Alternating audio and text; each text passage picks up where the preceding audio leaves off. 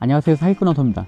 지난 시간에 이어 이번에는 더치트 피해 사례 등록하는 방법에 대해 소개해드리려 합니다. 일단 더치트 메인 화면에서 내가 피해당한 계좌나 전화번호를 먼저 검색해보세요. 이미 등록된 피해 사례가 있다면 동일 피해자님들끼리 공동 대응방을 개설할 수 있고, 피해 사례가 없다면 나의 피해 사례로 추가 피해를 막을 수 있겠죠. 이름이나 아이디로도 검색이 가능하지만 이름은 동명이인이 너무 많고 제 이름을 치면 피해 사례 9건, 내가 사기꾼인가? 아이디는 계정 거래가 워낙 빈번해서 특정할 수 없습니다. 그나마 범인을 특정할 수 있는 정보가 바로 전화번호와 계좌번호입니다. 범죄 집단에서 작정하고 대포폰이나 대포통장을 만들지 않는 이상 계좌번호나 전화번호는 이름처럼 똑같은 걸 사용하는 사람은 없을 것이고, 계정처럼 쉽게 사고 팔거나 바꿀 수 있는 것도 아니니까요. 다시 메인 화면으로 돌아오면 하단에 빨간색으로 피해 사례 등록이라는 버튼이 있을 겁니다. 이걸 눌러주시면 피해 유형을 선택하라고 나오죠. 제일 많이 들었던 질문이 바로 피해 유형을 뭐로 선택해야 하나요? 였습니다. 더치트 피해 사례 검색 기준 안내에는 이렇게 명시되어 있지만 그냥 거두절미하고 공개냐 비공개냐 둘로 나뉘고, 공개는 유형에 따라 이렇게 나뉩니다. 각 피해 유형에서는 거래 물품 종류를 누르시면 이렇게 자세하게 나오지만, 그냥 모르시겠으면 게임 비실물이 거래 물품 종류를 눌러보시고 여기에 해당이 안 되면 대부분 직거래로 등록하시면 됩니다.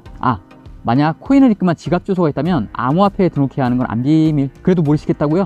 더 자세하게요? 직거래는 현물, 그러니까 물건으로 거래를 했는데 사기를 당했을 경우 등록하는 곳입니다. 티켓이나 상품권, 기프티콘도 직거래에 해당되고요. 추가로는 돈을 뜯겼을 경우 예를 들면 현금 채무나 보이스피싱, 리딩 및 투자 사기, 로맨스 스캠, 월세 및 전세 보증금, 인테리어 사기, 렌트카 사기 등등은 모두 여기로 등록하실 수 있습니다. 저 직거래 안 하고 택배 거래했는데 어디로 등록해요? 라고 물어보시면 저 대략 난감합니다. 게임 비실물은 말 그대로 실물이 없는 가상의 물품 피해를 등록하는 곳입니다. 이건 종류가 3개밖에 없으니까 설명 안 드려도 되겠죠? 암호화폐는 앞에서도 말씀드렸듯이 지갑 주소가 있어야 등록이 가능합니다. 코인 리딩 사기를 당하신 피해자님들이 지갑 주소도 없이 암호화폐 피해 사례에 등록하시는 경우가 덜어 있다고 하더라고요. 저도 한번 본 적이 있고요. 지갑 주소가 없이 현금으로 입금을 했을 경우 직거래로 등록하시면 됩니다. 그럼 가장 많은 피해 사례가 등록되는 직거래 위주로 설명을 드리도록 하겠습니다. 저는 예전에 중고나라에서 카메라 사기를 당한 적이 있어서 피해 발생 사이트를 네이버 중고나라로, 피해 물품명은 카메라로 선택하겠습니다. 용의자 아이디는 기억이 나지 않아서 공백으로 했는데요. 계좌번호와 연락처 이외에 아이디로도 검색이 가능하다고 앞서 말씀드렸었죠. 사기꾼이 아이디를 아신다면 꼭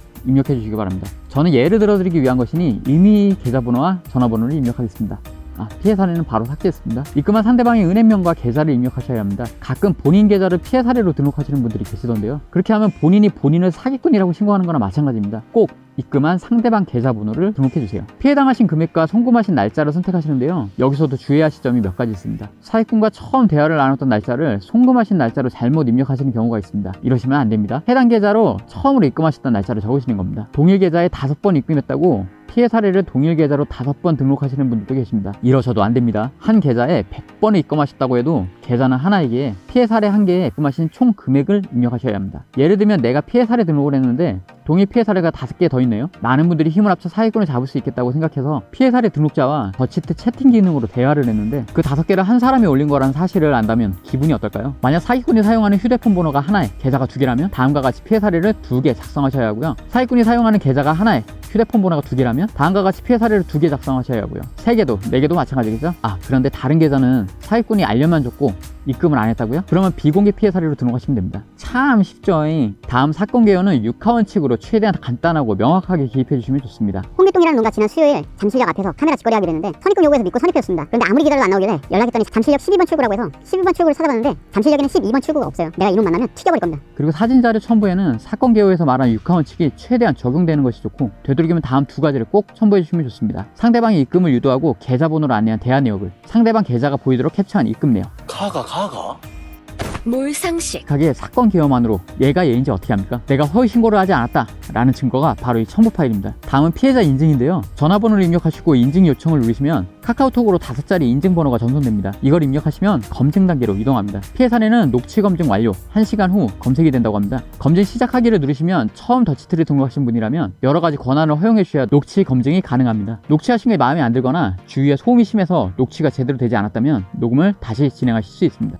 나는 피해자 타인이 피해 사례를 등록한 경우 법적 문제 발생 시 보호받을 수 없음을 확인합니다. 피해 등록자에게 피해를 준 경우에는 민형사상의 모든 책임이 본인에게 있음을 확인합니다. 만약에 피해자가 녹취를 하지 않았다? 라고 한다면 뭔가 캥기는 게 있어서 녹취를 안 했다는 거죠. 가끔 녹취 검증 꼭 해야 하냐고 물어보시는 피해자님들도 계십니다. 본인이 떳떳하고 진정으로 추가 피해를 막고 사기꾼이 잡히기를 원한다면 녹취를 거부할 만한 이유가 없겠죠. 녹취 검증이 완료되면 여러 가지 전용 서비스에 대한 내용이 안내됩니다. 제가 가장 많이 이용하는 메뉴는 추가 피해 발생 시 알림 제공과 동일 피해자가 연락 요청 기능 제공입니다. 최대한 많은 피해자를 모아야 더 효과적인 공동 대응이 가능하기 때문입니다. 피해자가 1명에 총 피해 금액이 10만 원인 사건과 피해자가 100명에 총 피해 금액이 1억인 사건 두 개가 있습니다. 당신이 경찰이라면 어떤 사건 먼저 수사를 할까요? 더치트 피해 사례 등록 과정이 경찰 신고 과정과 유사하거나 같다고 합니다. 피해당하신 분들 중에 경찰서 많이 드나드셨던 베테랑은 안 계실 겁니다. 대부분 처음이실 겁니다. 경찰서 가는 게 무섭고 긴장되시는 분들이 더치트 피해 사례를 먼저 등록하시면 경찰 신고도 무난히 진행하실 수 있으실 거라 생각합니다. 더치트 등록만으로도 최대 70%의 사기 방지 효과가 있다고 하고 더치트 덕에 피해 금액을 돌려받으셨다는 분도 많고 경찰들도 더치트를 수사에 적극적으로 이용하고 있다고 하니까요. 실제로 저도 재작년에 아는 동생이 200만 원 넘는 채무를 갚지 않아서 더치트에 등록했었는데요. 바로 연락이 와서 입금하더군요. 사기 피해를 당하신 분들이라면 더치트 등록 꼭 해주시기 바랍니다. 성공한 사람은 방법을 찾고 실패한 사람은 핑계만 찾는다는 말이 있습니다. 피해자의 침묵은 그냥 침묵이 아니라 사기꾼을 위한 최고의 협조라는 사실 절대 잊지 마시고요. 다음 영상에서는 더치트 여러가지 부가 기능에 대해 설명드리도록 하겠습니다. 사기꾼이 없어지는 그날까지 사기꾼 헌터가 함께하겠습니다. 구독, 좋아요, 사기꾼 헌터 포에버.